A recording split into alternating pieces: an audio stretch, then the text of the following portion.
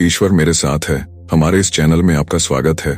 अगर आप अंदर से पूरी तरह टूट चुके हो, अगर जीवन ने आपको बार बार इतना दर्द दिया है कि अब जीने की इच्छा भी नहीं बची, अगर आपकी आंखों से हर रात आंसू बहते हैं और सुबह होते ही आप फिर उसी बोझ को उठाने को मजबूर हो जाते हो, तो अब वक्त है कि आप खुद को दोबारा ईश्वर से जोड़ो। क्योंकि जब इंसान टूटता है तब कोई मनुष्य उसे नहीं जोड़ सकता। केवल भगवान ही वो शक्ति है जो बिखरे हुए इंसान को समेट सकता है। अगर आप सच में इस दर्द से बाहर निकलना चाहते हो, अगर आप चाहते हो कि फिर से जीने की इच्छा पैदा हो, तो इन आध्यात्मिक उपायों को अपनाइए। सबसे पहले अपने भीतर मौन को स्थान दो।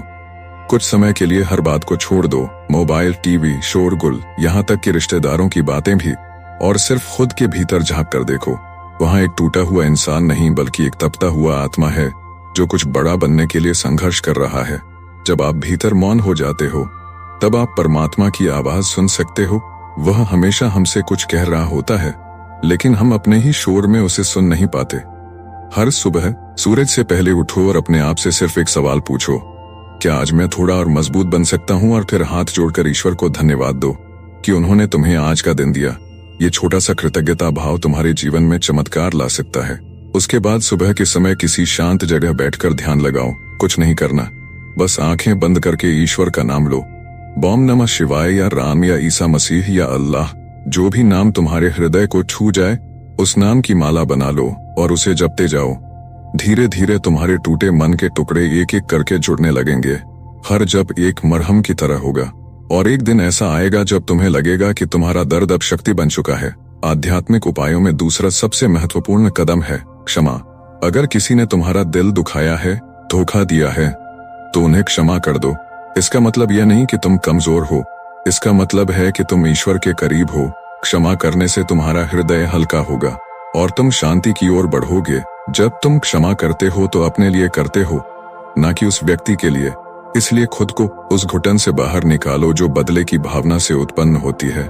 तीसरा उपाय है अकेलेपन को अपनाना। अगर आज आप अकेले हैं तो यह ईश्वर का संकेत है कि वे चाहते हैं आप खुद को जानो, अपने भीतर के हीरे को पहचानो। और जब आप खुद की संगत में रहना सीख जाते हैं तो दुनिया की कोई भी कमी आपको तोड़ नहीं सकती। अकेलापन एक वरदान है अगर आप उसे ठीक से समझ पाओ। चौथा उपाय है ईश्वरीय ग्रंथों का अध्ययन करना। भगवद गीता, रामचरितमानस, बाइबल, कुरान या गुरु ग्रंथ साहिब, कोई भी एक ग्रंथ पकड़ो और उसे रोज थोड़ा पढ़ो। ऐसा नहीं कि पूरी किताब पढ़नी है, बल्कि रोज सिर्फ 2 पंक्तियां पढ़ो और उस पर मनन करो।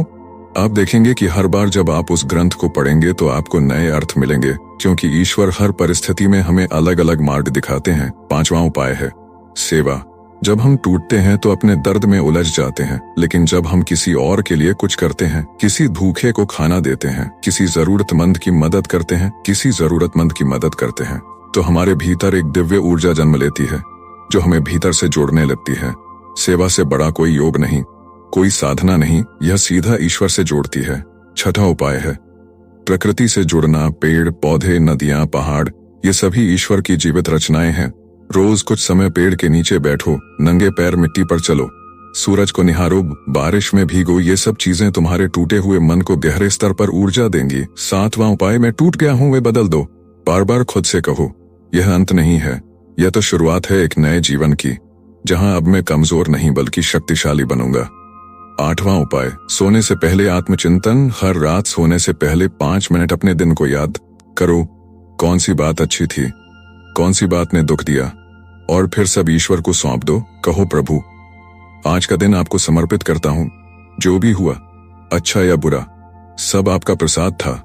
यह भावना तुम्हारे भीतर एक दिव्यता को जन्म देगी और तुम देखोगे कि धीरे धीरे तुम्हारे मन की पीड़ा कम होने लगेगी। 9वां उपाय भजन, कीर्तन या मंत्रों को सुनना।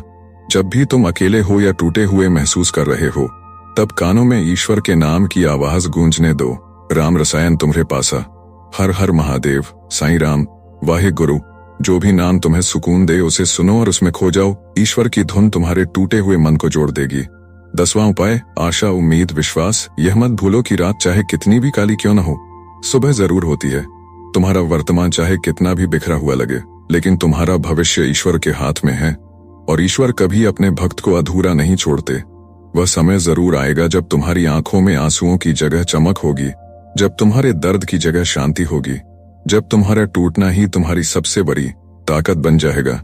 11वां उपाय, रोना मत दबाओ। अगर मन भारी है तो रो लो, लेकिन वह रोना ईश्वर के सामने हो। जैसे बच्चा माँ के सामने रोकर हल्का हो जाता है, वैसे ही तुम भी भगवान के सामने फूट फूट कर रो लो, क्योंकि वही तुम्हारे असली माता पिता हैं और उनका कंधा सबसे मजबूत है। 12वां उपाय, खुद को बार बार याद दिलाओ कि मैं ईश्वर की संतान हूँ और ईश्वर की संतान कभी हार नहीं मानती। ये वाक्य तुम्हें तब याद आएगा जब सब साथ छोड़ देंगे, तब तुम्हारा यही आत्मवाक्य तुम्हारा सबसे बड़ा सहारा बनेगा। 13वां उपाय, क्रोध, ईर्ष्या, घृणा जैसे भावों को छोड़ दो। ये तुम्हारे टूटे मन को और ज्यादा जहर देते हैं। इन्हें निकाल फेंको और प्रेम को स्थान दो। सबसे पहले खुद से प्रेम करो, अपने शरीर से, अपनी आत्मा से, अपने विचारों से प्रेम करो। जब तुम खुद को अपनाते हो तभी सच्चा आत्मबल जागता है। 14वां उपाय, नकारात्मक संगत से दूर रहो। अगर कोई तुम्हें बार बार तोड़ता है, तुम्हारे आत्मसम्मान को ठेस पहुंचाता है, तो ऐसे लोगों से दूरी बनाना ही सबसे बड़ी आध्यात्मिकता है। खुद को उस वातावरण में रखो जहां ईश्वर का नाम लिया जाता है, जहां शांति, भक्ति और सद्भाव हो। 15वां उपाय, हर दिन एक अच्छा कार्य करो, चाहे वह किसी को पानी देना हो, पौधा लगाना हो या किसी को दिलासा देना हो। हर छोटा कर्म तुम्हारे जीवन में ईश्वर की कृपा को बढ़ाएगा। 16वां उपाय, बोलने से ज्यादा सुनना सीखो, क्योंकि जब तुम सुनते हो तो ईश्वर तुम्हारे भीतर बोलते हैं। ध्यान से सुनो कि तुम्हारा अंतर्मन क्या कहता है। 17वां उपाय, भविष्य की चिंता मत करो। जब तुम टूटे होते हो तब तुम्हारा मन सबसे ज्यादा डर में जीता है, लेकिन याद रखो तुम्हारा भविष्य तुम्हारे वर्तमान की भक्ति पर निर्भर है। अगर आज तुम ईश्वर को पकड़ लेते हो तो कल हर राह आसान होगी। 18वां उपाय, मृत्यु से डरना छोड़ दो, क्योंकि मृत्यु जीवन का अंत नहीं बल्कि एक अध्याय का परिवर्तन है। अगर आज तुम बहुत टूट चुके हो तो समझ लो ईश्वर तुम्हें फिर से गढ़ रहे हैं।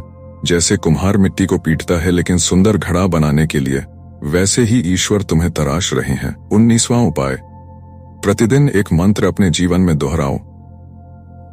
सब कुछ ठीक हो रहा है, मैं ईश्वर के संरक्षण में हूं। ये वाक्य धीरे धीरे तुम्हारे जीवन की दिशा को बदल देंगे। और 20वां सबसे बड़ा उपाय, सरेंडर, समर्पण। जब सब कुछ छोड़कर, अपने दर्द, अहंकार, अपेक्षाएं, डर सब छोड़कर तुम ईश्वर के चरणों में समर्पण कर देते हो, तब एक नई शुरुआत होती है। एक नया जीवन जन्म लेता है, एक नई रोशनी तुम्हारे भीतर उतरती है और तुम जान जाते हो कि टूटना अंत नहीं था, वह तो एक आह्वान था ईश्वर से मिलने का। इसलिए अगर आज तुम टूट चुके हो तो घबराओ मत, बस इन आध्यात्मिक उपायों को अपनाओ और खुद को ईश्वर के हाथों में सौंप दो। देखना वही हाथ तुम्हें वहां ले जाएंगे जहां तुमने कभी सोचा भी नहीं होगा, और उस दिन तुम कहोगे, धन्यवाद प्रभु, आपने मुझे तोड़कर खुद से जोड़ दिया।